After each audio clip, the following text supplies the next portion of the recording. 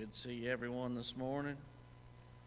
And just wanted to say, for those of y'all, I guess everyone knows, Adriana had surgery, and surgery went well, and she is recuperating at the house this morning, and she's doing pretty good. So the last couple times she's had surgery, she's been really, really sick, and this time she has not been sick at all. She's just in a lot of pain, but like I said, that should go away pretty soon, and hopefully she feels better after that. So appreciate y'all's prayers for her on Friday. I know we weren't here Friday for the meeting, but appreciate y'all praying for her surgery on Friday. And so also want to thank the Lord for our revival meeting this week with Brother Ricky and Brother John. It was a good meeting, and hopefully everyone got something out of it. I know you don't always get something every single service, but sometimes it's just one statement in one sermon is the thing that you need in a week-long revival. You think, well, I'm going to get something every night, but sometimes it's just one statement in one sermon, and it's just a little bitty short thing, and maybe no one else even heard it, but that was the word that God had for you. So anyway, like I said, I want to thank the Lord for a good revival meeting and the beautiful weather right now. I'll tell you what, for early September, you cannot beat the weather right now. It was absolutely beautiful out. So if you have your Bible, turn back to Genesis chapter number 44. Back to Genesis chapter number 44. We will get into chapter 45 this morning, but I just wanted to say a few more things in chapter number 44. And we know in chapter number 44, here is Judah, and he's speaking to Joseph, and he's talking to Joseph, and he's talking to him about how Joseph wanted to bring Benjamin. He wanted him to leave Benjamin, and Judah is now petitioning Joseph, who he doesn't know is Joseph, who he believes is Zaphnath-Paaneah. And so he's petitioning him to not let, Benjamin cannot be the one that stays. And so in verse number 29, I'll just start reading right there. And if you take this also from me, and mischief befall him, ye shall bring down my gray hairs with sorrow to the grave. Now therefore, when I come to thy servant my father, and the lad be not with us, seeing that his life is bound up in the lad's life, it shall come to pass, when he seeth that the lad is not with us, that he will die. And thy servant shall bring down the gray hairs of thy servant our father with sorrow to the grave. For thy servant became surety for the lad unto my father, saying, if I bring him not unto thee, then I shall bear the blame to my father forever. Now therefore I pray thee, let thy servant abide instead of the lad a bondman to my lord, and let the lad go up with his brethren.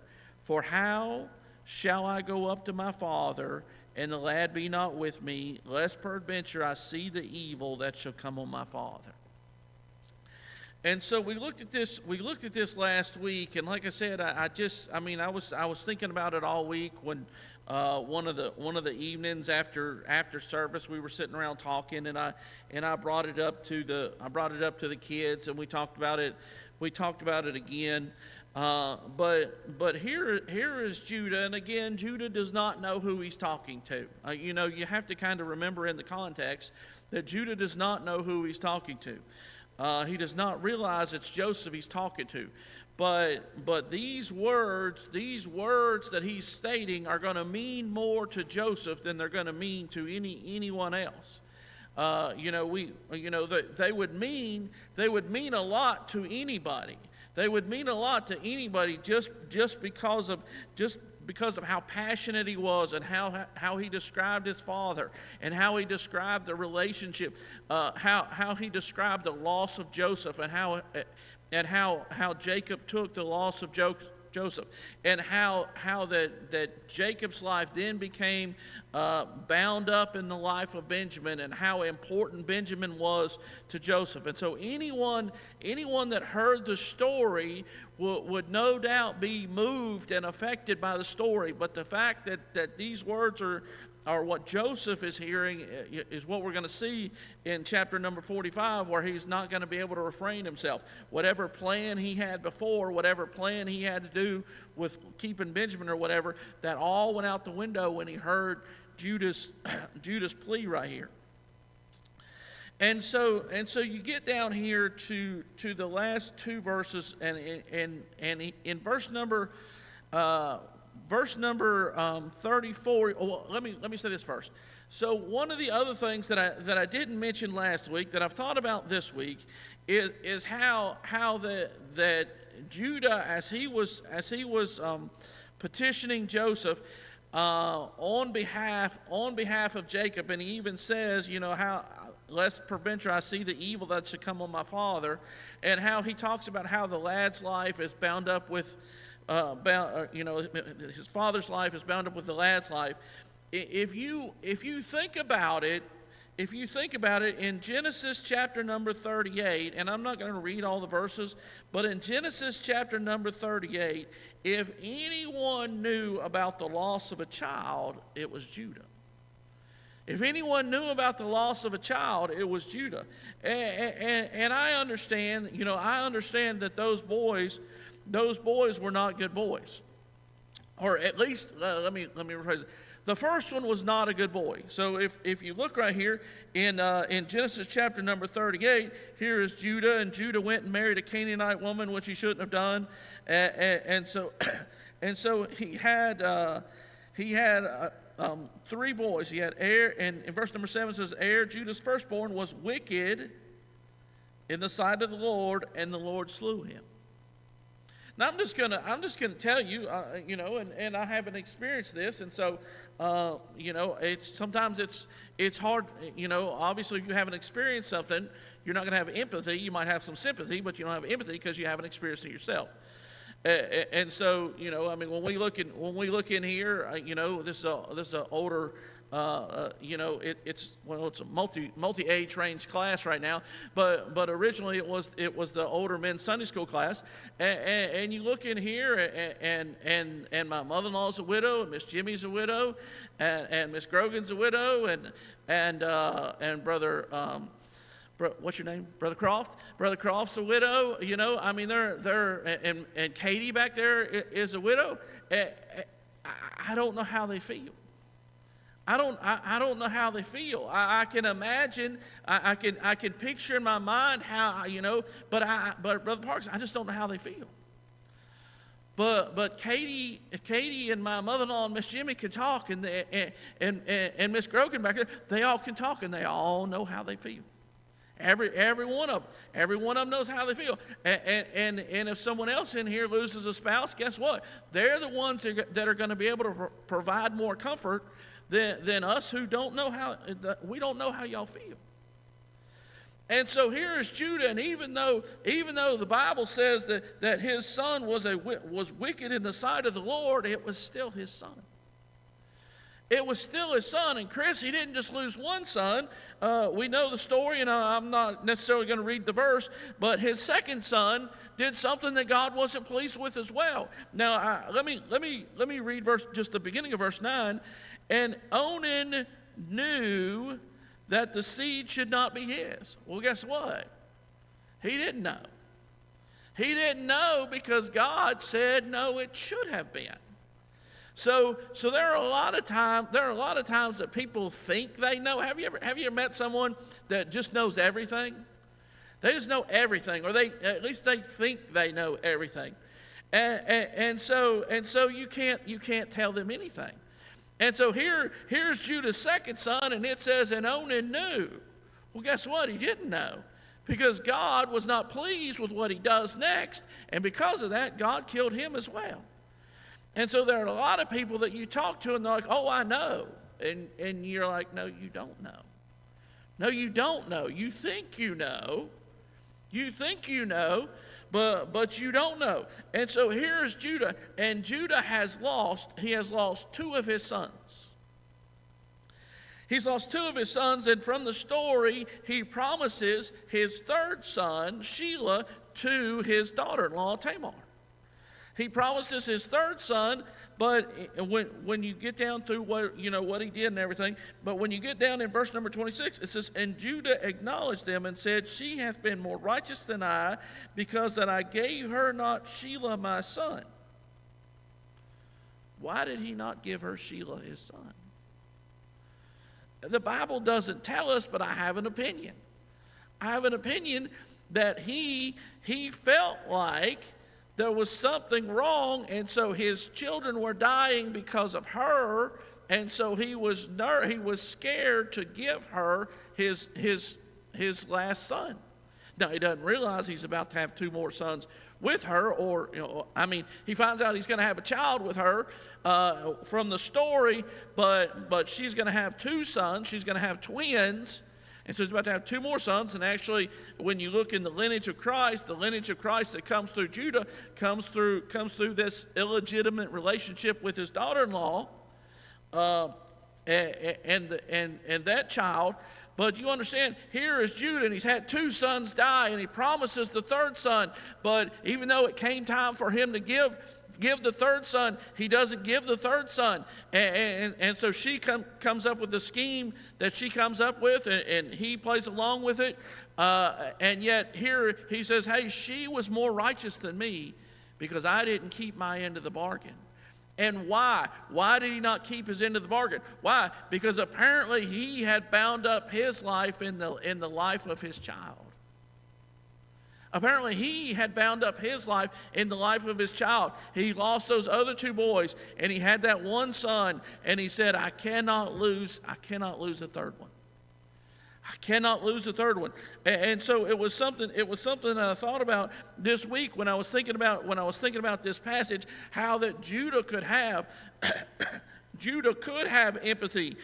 Even though we know that they knew when Joseph was taken away that he was sold, he was not killed. But in their mind, based off of what they say when they meet him, they did think that something eventually happened to Joseph and he was killed.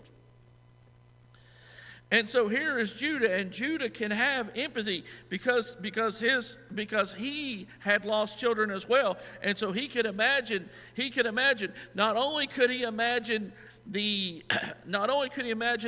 pain that it would be of losing another child, but he could also look back and remember the face. He could remember the face of his father when he told him, hey, is this your son's coat?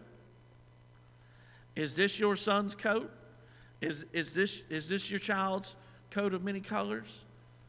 And they deceived their father. And I read it last week, how that they all his sons tried to comfort him, and he would not be comforted. So they already knew his reaction. They already knew how he was going to handle anything if something happened to Benjamin. So when you get to verse number 34, this is what I talked to the kids about this week. In verse number 34, the beginning of the verse says, for how? He said, for how? For how shall I go up to my father? And I thought about that statement right there. And I thought, Frank, how much trouble could you keep yourself out of if you just ask yourself that right there? And for everyone it's different. For some, for a man it's his wife, for a wife it's her husband, for some parents it's a child, for a child it's a mother, it's a father, whatever the relationship is. Right now, if I said, think about the person that's closest to you. Think about the person, I remember as a child, Miss Jimmy, I didn't get a lot of spankings when I was a kid, but I hated to disappoint my father. I hated to disappoint my father. I hated for him to say, son, you disappointed me. There were some things that I did, and I knew I shouldn't have done them. And again, he didn't spank me. And honestly, sometimes, Brother Parks, I just wish you would have spanked me. I just wish you would have spanked me. I could have dealt with that. But the look on his face, Brother Wayne, as he said, son, you disappointed me. I mean, I'm 48 years old. My father's been dead for like 14 years. But I can go back 40 years and see the look on his face. I think, and this wasn't necessarily, this wasn't necessarily a disappointment, which it probably was to him, but I think he understood. But Chris, I can still remember my father the day I left home. I can still remember the look on his face as we shook hands. As we shook hands, he was sitting on his bed. He and he's not around anymore. So he was a big man. He was probably 450 pounds. And he was a big man, and he had his pants on and his belt on, but he didn't have any shirt on. And he was sitting there, and he was a great big man, and just. By then he was mostly white with chest hair, and he was sitting there on that bed, and I'd already loaded up the truck, and I was moving to Georgia, and I walked in, and I said goodbye to my dad, and I shook his hand, and it's etched in my mind how he looked that day as I said goodbye. But that's not the only time that's etched in my mind. It's those other times. It's those other times where he said, son, you disappointed me. You disappointed me. And so here is Judah. And Judah knows what it's like to disappoint his father. He knows what it's like. Again, we talked about it last week. He knows the look on his father's face when he comes and says, hey, your child is dead. Is this your son's coat? And let him fill in the blank. He knows that look. He knows the look. As he went and married, he went off and yoked up with that Canaanite at a young age and married that Canaanite woman and had those boys, and those boys turned out to be wicked. They turned out to not be good boys. And he knows the disappointment on a parent's face as he married someone he wasn't supposed to. And so here is a man that disappointed his father over and over, and he knows how much it affects him. And he said, I don't ever want to see that look again. I don't ever want to see that look again. I don't ever want to feel the way I felt when I had to show him that coat, and knowing we were lying to him, and knowing that we'd sold him into bondage, but yet we had to make him believe that something had happened to him. Otherwise, he'd go looking for him, and then if he went looking for him and found him, then every one of us would be in trouble. And so here he is, and he said, "For how?" So back to what I was saying earlier, who do you have in your life? And as Christians, the Bible says the love of Christ constraineth us.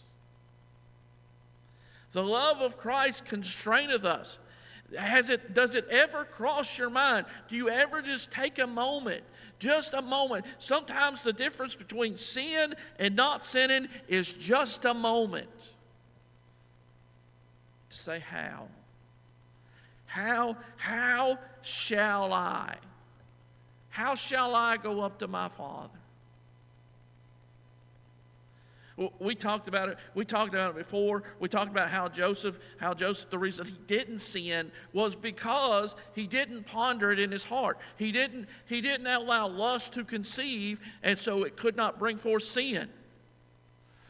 And so if you instead of allowing lust to conceive, if you allow your common sense to take a hold of you and say, hey, this thing that I'm about to do will destroy, and you fill in the blank. If you're a married man in here, If you're a married man in here, you understand that there are temptations, and there are women that will destroy your marriage. And you say, "Oh, it never happened to me, never happened to me, never happened to me." Listen, I told someone the other day, I said, it happened to David, a man after God's own heart. If you think that I'm dumb enough to say it never happened to me after it happened to a man after God's own heart that had multiple wives, Brother Parks, it wasn't like he only had one. He had multiple wives. And God said, if you would have just asked. He said, if you would have just asked. What did God tell him? He said, if you'd have just taken a moment and said, how shall I? But he didn't take a moment. He just allowed lust to conceive, and he didn't stop. And so here is Judah, and he says, how shall I? And so you find yourself, we've got a bunch of young people in here. You're going to find yourself in bad situations. No matter how much your parents try and keep you out of it, no matter what, you're going to find yourself in a bad situation. And if you haven't purposed in your heart, you're going to fall. And so unless you have purposed in your heart and said, how shall I? How shall I go to my mother and say, this is what happened?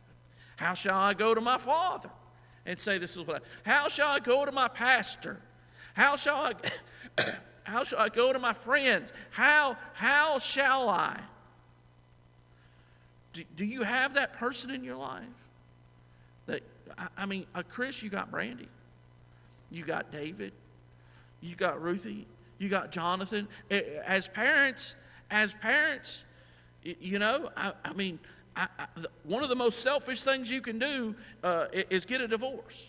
It's one of the most selfish, and it happens. We understand it happens. Well, there's going to be people in this church that have gotten a divorce and all that stuff. We understand that.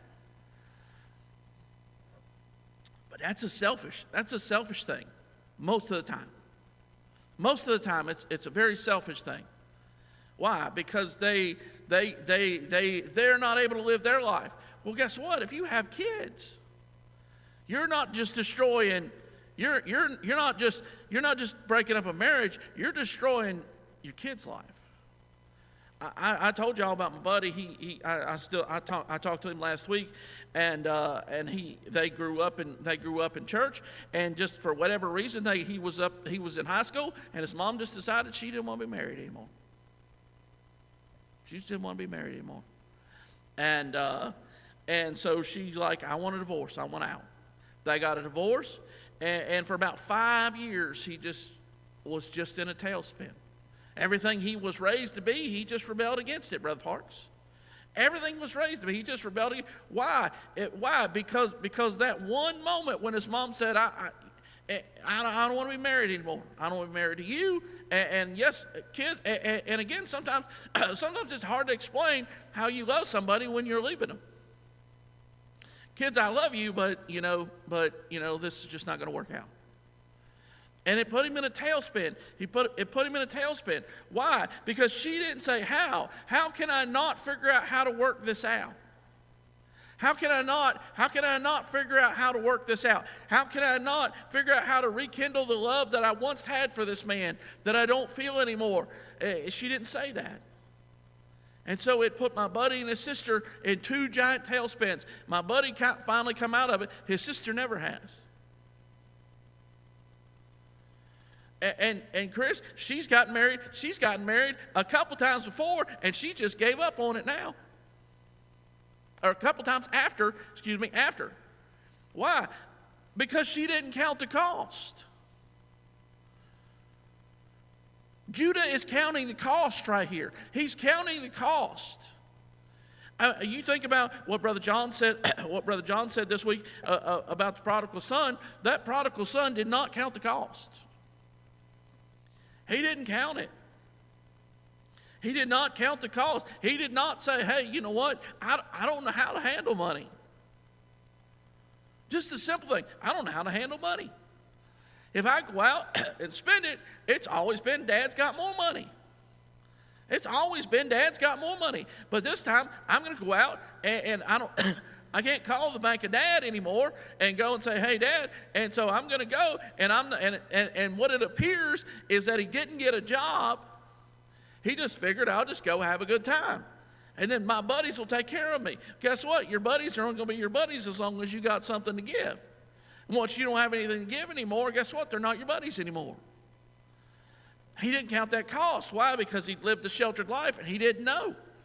He didn't know the world will knock you down, and then they'll kick you while you're down. And then when you try and get up, they'll kick you again. And so he didn't count the cost. And so because that he gets down there, and now he's down there, and now he's feeding swine to make a living, and he's like, what in the world have I done? What have I done? And here is Judah, and he's had those what have I done moments in my life before, and he said, I'll tell you what, I've had those moments before, I'm not going to have another one. You say, well, I mean, I've messed up. Well, that's okay. It's okay. It's one of the hardest things to do in church, and sometimes I almost feel hypocritical. Is we'll go out, we'll knock on doors, we'll invite people to church, and we're like, hey, come on, Jesus loves you, He'll forgive you, and we'll bring other people's prodigals in, but sometimes we almost push our prodigals away. We almost push our prodigals away. And I understand the disappointment. I understand, let me rephrase that. I feel like I understand.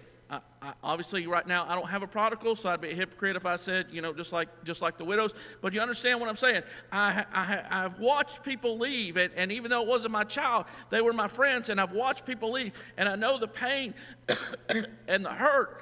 But there probably been some times, Frank, when instead of being righteous and holy, I should have been compassionate and said, hey, God will forgive you. Come on back home. God will forgive you. Come on back home. The prodigal son's father, his failure was not celebrating the one that stayed home. That was the question. That's what Brother John brought up, and I've thought that for a long time. His failure was not celebrating the one that stayed home. His failure was not showing how important, and again, like I said, you just take it for granted and you get overwhelmed. You get overwhelmed with the loss of the one, and you take for granted the one that's home. He's like, son, you're always with me. Everything I got is yours. Everything I got is yours, and you're always with me. And he's like, Dad, you never, and I'm just going to paraphrase it, you never threw me a party. You never threw me a party. Or you never gave me something so I could have a party with my friends.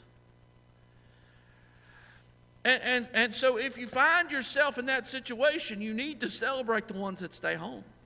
And make them understand, hey, if your brother, if your sister ever comes home, this is how it's going to be. That was the prodigal's father's failure. Was he didn't celebrate the one that stayed home, and he didn't make them understand, hey, let me just tell you, if he comes back home and he comes back home right, we're going to bring him back in. We're going to bring him back in. And so here in verse 34, Judah says, how shall I? And Frank, I look back in my own life, even those times when I disappointed my father, if I had just taken a moment, if I had just taken, Brother Croft, it's just a moment. A lot of, I don't want to say I'm super impulsive, but a lot of my bad decisions have been impulsive decisions. It's like, hey, there's a window right there. Watch me pick this rock up and throw this rock at this window. Guess what's going to happen when you throw a rock at a window? It's going to break. And guess who everyone recognized? Guess who everyone recognized where I'm from? They recognized me, but they called me Paul Dove's son. That's who I was. That's who I was, Brother Wayne. So if I pick up a rock and I throw a rock and it hits the window and that window breaks and someone says, oh, I saw your son throw a rock in a window. Now, my dad's going to shell out the money. He's not going to spank me. He's not going to make me go work to do it. You know what he's going to do? He's going to say, son, you disappointed me. Son, you disappointed me. And I'd have rather took a spanking. But it was an impulse. And if I'd have just said, hey, my name is Paul Dove's son. I am Paul Dove's boy. And everyone knows Paul Dove's son. And therefore, if I pick up this rock and throw this rock, they're not gonna call me. They're gonna pick up the phone, because back then we had a telephone book. Some of y'all younger people don't know what that is. Y'all hadn't seen one, but we had a telephone book, and you could go. They were in alphabetical order, and some of them were backwards, and you could look up a phone number and you could see the name. But they were in alphabetical order, and you could go down through there, and you could see my dad had like 3 different phone numbers in that phone book. And they just pick it up, 301-334-8797. Hello, is Paul Dove there? Yes. I'm so-and-so. Oh, yeah, I sold you tires. You bought gas at my gas station. Yes, sir. Yes, sir. Well, it's good to hear from you. Can I do something for you? Well, I saw your son. He threw a rock. And busted a window out. I'll take care of it. How much do I owe you? Can I fix it? And so a little bit later, I'd come home from school or whatever. Son, did you have fun today? Oh, yeah. Again, by the time I was about 10, I already knew he knew. And so there wasn't no point in saying anything other than like, okay, Dad, who called? Who saw me? Who called? And so I told y'all about the time I went to a bar, and honestly, I mean, we went there. Me and my buddy. We rode with his brother and his friend. They were in there playing pool. They were not drinking. They were in there playing pool. And me and my buddy sat out in the car, and I just got tired of sitting in the car. And my buddy didn't want to do it because it was his brother, and you know how it is that like fine if you're gonna bring your silly friends with you, we're not you're not gonna get to come anymore either. And so he didn't want to go in. We just sat out in the car, and finally like I'm going in there and telling him I want to go home. And I walked in and said, hey guys, I just need y'all to take me home. Can y'all take me home? I gotta go home. That's all I did. Brother Parks, before I got home, my dad knew where I was, and he's like, hey, son, did you have a good day today? Hey, no, not really. Wasn't that great. Did you go anywhere special? Okay, Dad, you already know. All I did was walked in, walked out. He said, I know. He already knew. He already knew. And so again, in my life, early on, I determined in my heart, I did not want to disappoint my father. I love my mother, but I did not want to disappoint my father. And so there are a lot of things that I did not do, not because I didn't want to do them, and not because I could not have done them, but because I said, if I do this, it's going to hurt my father. If I do this, it's going to hurt my father. And now that same thought pattern, Brother Wayne, has progressed into, if I do this, it will hurt my wife. If I do this, it will hurt my children. Now, again, not perfect, you understand? But understand that if you just take a moment, and say, how shall I? How shall I go up to my father? How shall I go up to my mother? How shall I go to my wife and say, this is what happened? Those are not pleasant conversations. And Judah said, I've already had those conversations. And I don't want to have another one. He said, how shall I go up to my father, and the lad be not with me, lest peradventure I see the evil that shall come on my father. Again, I am a firm believer that most people, if they just took a moment and pondered, hey, You remember as a kid, you read the books. You read the books and said, okay, you read a book and you read the first 12 pages, and then it says, if you think this happened, go here. And if you think this happened, go here. And did you ever read one of them books, Brother Parks? So Chris read them books. Paul's read the books. And so basically, you picked the ending. And so you said, if you think Johnny hopped on the bike and rode off on the bike, go to page so and so.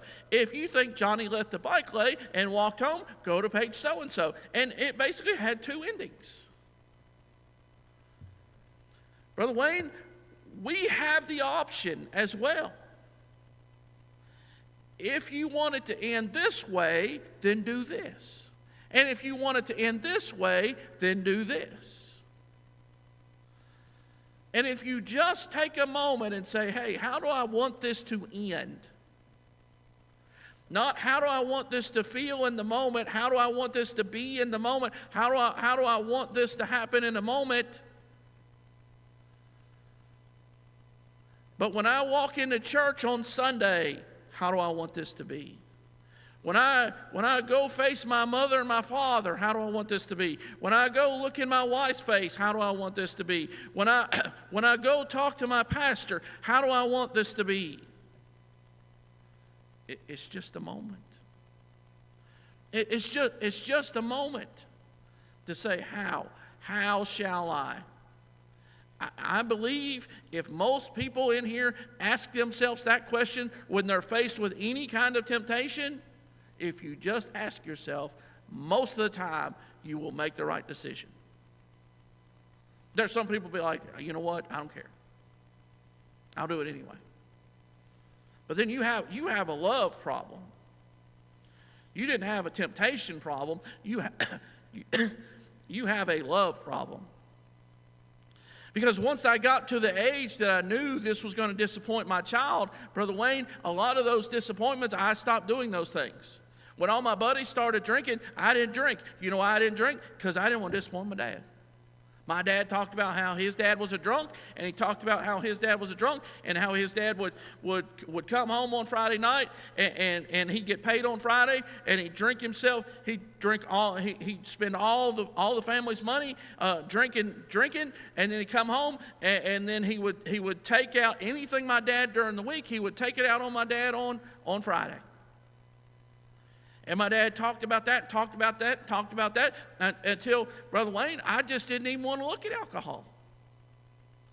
And about 14, 15, all my buddies, they started getting beer, and they started getting whiskey, and they started hiding it and sneaking it and drinking it. And I lost all my buddies I grew up with. I lost them as friends because I wouldn't go drink with them. I had to get all new friends. But I chose all new friends. I chose my father over old friends. I had to get all new friends because I didn't want to disappoint my father. And so here's Judah, and he said, how can I disappoint my father again? How not just disappoint, but the last time when he heard about Joseph, it almost killed him. It almost killed him. And if I go back this time and tell my father Benjamin is with him, it's going to kill him this time. And I can't bring myself to do it. I can't bring myself to do it. And so here is Joseph, and Joseph is hearing that. And so we'll get to chapter 45 right now. It says, then Joseph could not refrain himself. Frank, Judah gave him the words that he needed to hear. He knew, number one, that his father was safe, and he also knew, beyond a shadow of doubt, that at least one of his boys loved him. He knew at least one of his boys loved him, because there's no way Judah could make the speech that he made with the emotion that he gave it with, and Joseph not understand that at least Judah loved his father. And so here's Joseph. He says, then Joseph could not refrain himself before all them that stood by him, and he cried.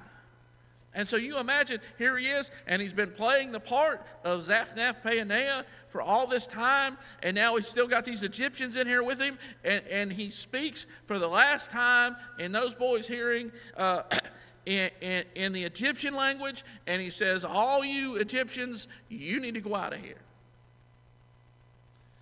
All you Egyptians, y'all need to go out of here. And they looked at themselves and said, I don't know, I have no idea what's going on. I've never seen him like this before. I've never seen him this passionate before.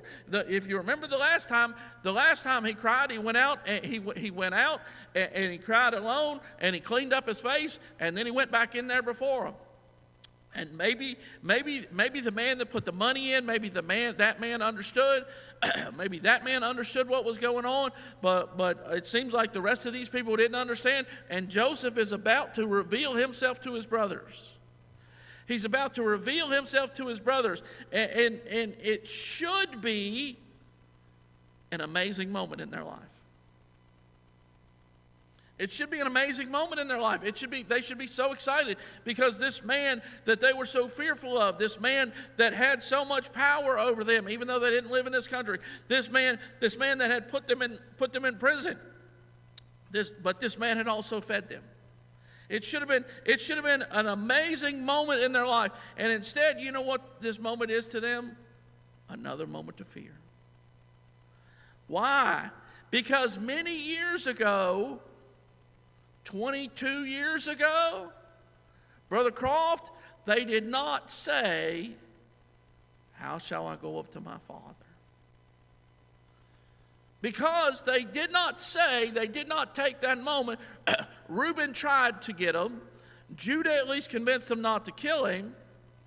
But for 22 years, they carried this lie around. They carried this burden on their heart. They carried this burden around that they had lied to their father, and something had happened to Joseph, and it was their fault. And instead of this being a glorious moment, this moment is going to be a moment of fear for them as well. It says, then Joseph could not refrain himself before all them that stood by him, and he cried, cause every man to go out from me. And there stood no man with him, while Joseph made himself known unto his brethren, and he wept aloud.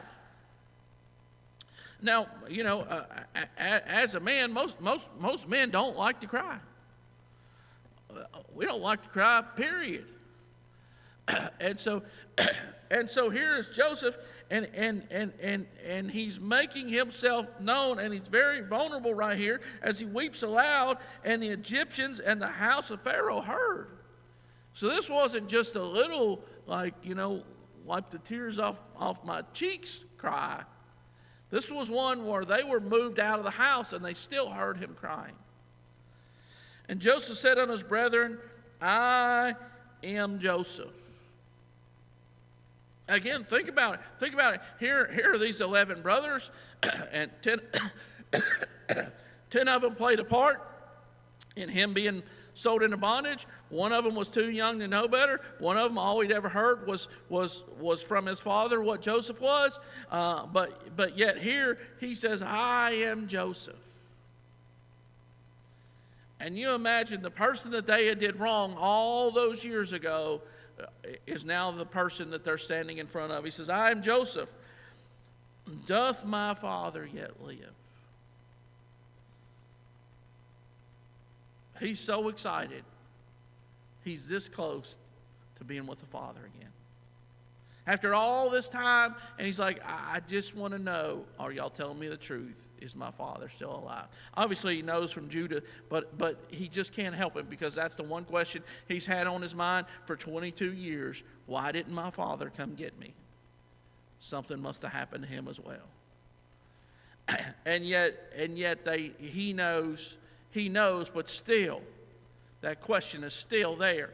Doth my father yet live?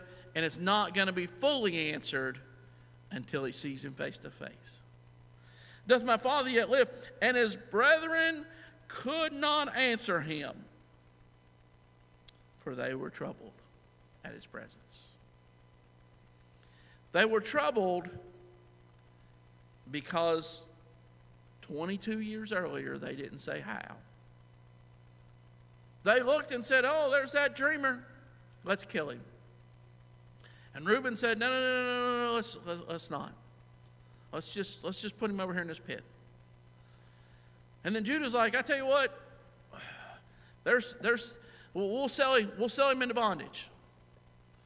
We'll sell him into bondage, and everything will be fine. And then we'll take his coat. We'll take his coat, and we'll cut it up a little bit, and we'll put blood on it. We'll kill a goat, and we'll put blood on it. We'll take it back. We'll take it back to our dad, and we'll be done with Joseph. And the thing they weren't done with, if you remember, whenever they were having a discussion amongst themselves, they said, we saw the anguish of his face. Right here, verse 21. And they said one to another, we are very guilty concerning our brother, in that we saw the anguish of his soul when he besought us, and we would not hear. For 20 plus years, Chris, they replayed that moment in their mind. They replayed that moment in their mind, and as they replayed that moment in their mind, they saw the anguish of his face. And now here they are, and now they're standing before Joseph. And instead of saying, oh, hallelujah, thank the Lord, there's 5 more, he's about to explain to them, there's going to be 5 more years of famine, and God sent Joseph into Egypt so that he could preserve life. No, all they saw was, here's the man that we did wrong, and if I were in his shoes, I would destroy 10 of my brothers. And so they couldn't enjoy the moment. And if you don't take those words in chapter number 34, for how shall I go? For how shall I go to my father? If you don't take the time to take those moments and think about that, you know what's going to happen to you? There are going to be moments later in your life, and you're going to be like, I wish I could enjoy this, but I can't. I wish I could enjoy this, but I can't. I wish I could, but I bow my head in shame. I wish, and Brother Croft, it's just a moment. But if you'll just take that moment and say, how shall I? It'll save you a lifetime. We're 22 years later. And in a moment that should have been nothing but sheer joy for every one of those boys, 10 of them at least stood there trembling because they did not know what was going to happen. Thank you.